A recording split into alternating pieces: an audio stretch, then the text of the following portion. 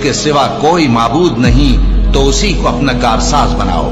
और जो जो दिल आजार बातें ये लोग कहते हैं उनको सहते रहो और खूबसूरती से उनसे किनारा कश रहो, और मुझे उन झुटलाने वालों से जो दौलतमंद हैं समझ लेने दो और उनको थोड़ी सी मोहलत दे दो।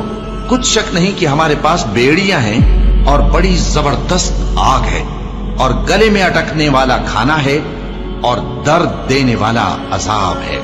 जिस दिन जमीन और पहाड़ कांपने लगे और पहाड़ ऐसे भुरभुरे हो जाएंगे जैसे रेत के टीले, ए अहले मक्का, जिस तरह हमने फिरौन के पास मूसा को पैगंबर बनाकर भेजा था, उसी तरह तुम्हारे पास भी मोहम्मद सल्लल्लाहु अलैहि वसल्लम एक रसूल भेजे हैं जो तुम्हारे मुकाबले में गवाह होंगे।